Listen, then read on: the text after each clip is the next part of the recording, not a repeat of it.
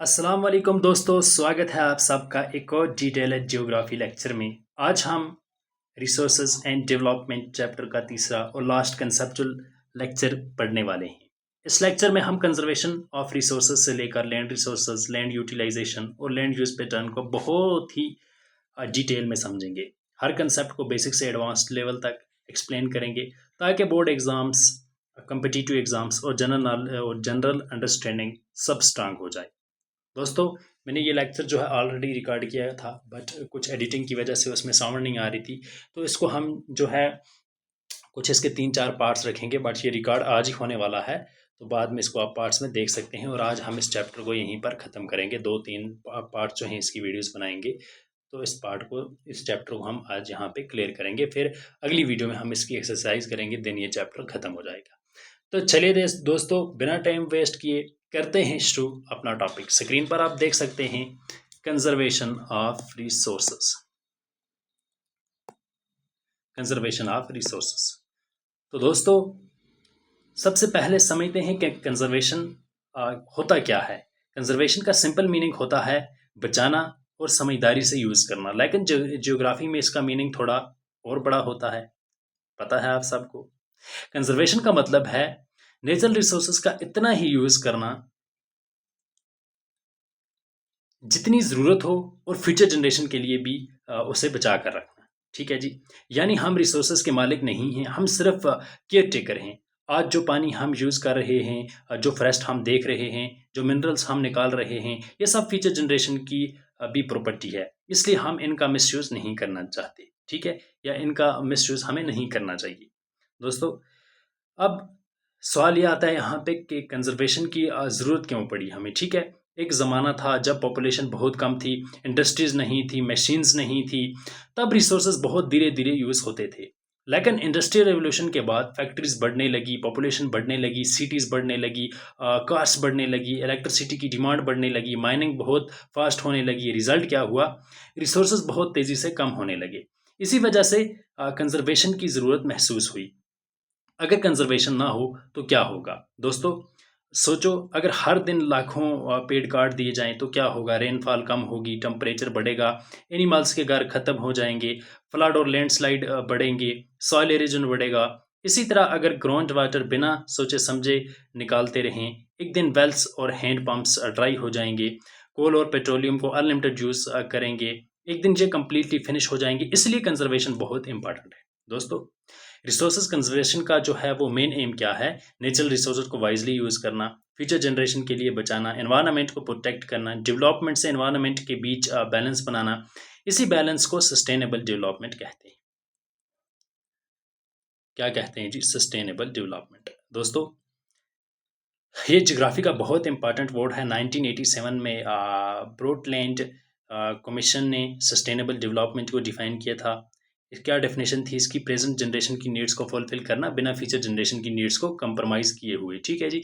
जैसे एग्जांपल, अगर एक फॉरेस्ट में 1000 ट्रीज़ हैं, हर साल सिर्फ 50 ट्रीज़ काटे जाएं और 100 नए ट्रीज़ लगाए जाएं, ये सस्टेनेबल डेवलपमेंट है। लेकिन अगर हर साल 500 ट्रीज़ काट दिए जाएं और एक भी ट्री न लगाया जाए, ये अनसस्टेनेबल डेवलपमेंट है। दोस्तों, जो रिसोर्स कंजर्वेशन के मेथड्स क्या क्या हैं? पहले एफोरेस्टेशन है, रेन वाटर हार्वेस्टिंग है, ऑर्गेनिक फार्मिंग है, रिड्यूस है, रीयूज़ है, रिसाइकिल है, रिन्यूएबल एनर्जी है, जैसे वो साइंटिफिक माइनिंग है, या फिर क्या बोलते हैं इसे, एफिशिएंट इरिगेशन है, पब्लिक अवेयरनेस है। तो ये सब इसके क्या हैं जी? मेथड्स हैं। तो दोस्तों, अब एक और इम्पॉर्टेंट टॉपिक देखते हैं, चिपको मूवमेंट, इसी रिलेटेड है। ठीक है, ये भी इस बुक में जो है बहुत फेमस टॉपिक है। चिपको मूवमेंट। चिपको का मतलब है दोस्तों, चिपको का मतलब होता है गले लग जाना। ठीक है, कुछ वर्ड पढ़ने से ही आपको इसकी मीनिंग अपनी तरफ, इस तरफ खींचती हुई लगेगी। तो दोस्तों, यानी लोग पेड़ों को गले लगाकर क्या होते जी, खड़े हो गए। ठीक है, ताकि कोई उन पेड़ों को काट ना सके। अब 1970 के टाइम हिमालयस के फॉरेस्ट को टिम्बर कंपनीज को दिया जा रहा था। कंपनीज बहुत बड़े स्केल पर फॉरेस्ट काट रही थी। विलेजर्स को फॉरेस्ट से fuel, would, fodder, fruits, medicines सब मिलते थे। फॉरेस्ट काटने लगे तो वाटर सोर्सेज ड्राई होने लगे। ठीक है, लैंडस्लाइड्स बढ़ने बढ़ने लगे, फ्लड्स बढ़ने लगे। सो विलेजर्स ने प्रोटेस्ट किया।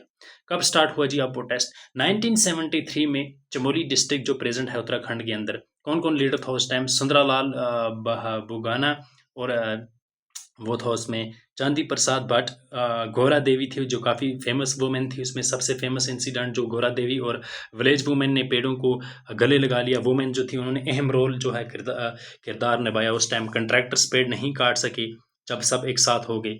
अब इम्पॉर्टेंस क्या रहा है इसका? Forest conservation, women participation, environmental awareness जैसे people's movement, government policy change. ये दुनिया का सबसे फेमस फिर जो है मूवमेंट, एनवायरमेंटल मूवमेंट बन गया इसी तरह। ठीक है दोस्तों, अब देखते हैं अगला टॉपिक दोस्तों। स्क्रीन पर आप देख सकते हैं लैंड रिसोर्सेज। ठीक है दोस्तों, लैंड रिसोर्सेज क्या होता है जी? सामने फिगर 1.3 इंडिया जो land under important relief features, ये भी दिखाया गया है, आप देख सकते हैं फिगर भी। अब समझते हैं लैंड रिसोर्सेज। लैंड सिर्फ मिट्टी नहीं होती।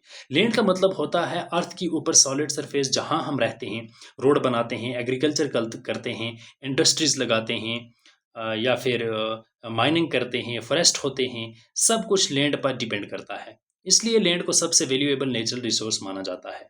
इंडिया का टोटल एरिया इंडिया का जो है टोटल एरिया लगभग 3.28 मिलियन स्क्वायर किलोमीटर्स है। वर्ल्ड एरिया का लगभग जो 2.4% है वो इंडिया के पास है, लेकिन पॉपुलेशन 17% से भी जो है ज़्यादा है यहाँ पे। ठीक है, यही वजह है कि इंडिया में लैंड पर प्रेशर बहुत ज़्यादा है।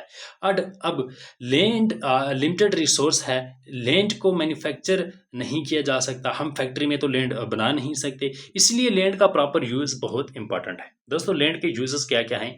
जैसे एग्रीकल्चर है, हाउसिंग है, इंडस्ट्री है, mining, roads, railways, forest, tourism, military, airports, dams, schools, hospitals, सब कुछ लैंड पर ही बनते हैं। लैंड का इंपॉर्टेंस अब क्या क्या है जी?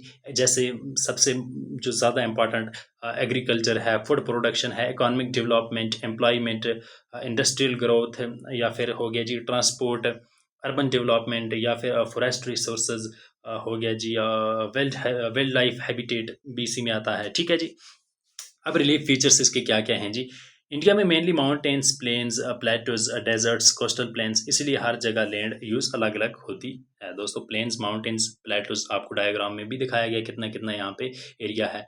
27% जो है प्लेटोज का, माउंटेन्स का कितना है जी 30%, प्लेन्स का जो है 43% फिगर में आपको दिखाया गया है।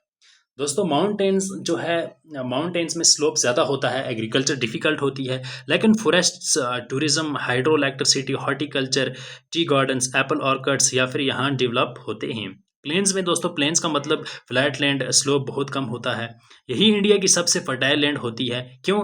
क्योंकि रिवर्स बार बार फर्टाइल डिपॉजिट करती है। इसी वजह से पंजाब, हरियाणा, यूपी, बिहार, वेस्ट बंगाल सब एग्रीकल्चर में लीडिंग स्टेट्स हैं। सबसे ज़्यादा एग्रीकल्चर वहाँ पे किया जाता है। ठीक है, रोड बनाना इजी यहाँ पे होता है, रेलवे बनाना इजी होता है, इंडस्ट्री लगाना इजी होता है, पॉपुलेशन भी सबसे ज़्यादा प्लेन्स में रहती है। ठीक है दोस्तों, अब प्लेटोज के अंदर क्या होता है? प्लेटोज को टेबल लैंड भी कहते हैं। Flat top, steep sides, mineral बहुत मिलते हैं, कोल, आयरन और मैग्नीज, अच्छा बॉक्साइट, इसीलिए माइनिंग और इंडस्ट्रीज प्लेटोज में डेवलप होती हैं। अब दोस्तों, बुक पे तो नहीं दिया है, एक और डिस्कस करेंगे हम। जैसे होता है वो कोस्टल प्लेन्स। ठीक है, कोस्टल प्लेन्स जैसे fishing, ports, trade, tourism, coconut farming, rice farming, यहाँ इंपॉर्टेंट एक्टिविटीज़ हैं। दोस्तों, अब अगला टॉपिक देखते हैं लैंड यूटिलाइजेशन। लैंड यूटिलाइजेशन का मतलब है लैंड को किस पर्पज़ के लिए, सामने आप देख सकते हैं स्क्रीन पे, लैंड यूटिलाइजेशन का मतलब है लैंड को किस पर्पज़ के लिए यूज़ किया जा रहा है। हर कंट्री का लैंड यूटिलाइजेशन अलग होता है। क्यों?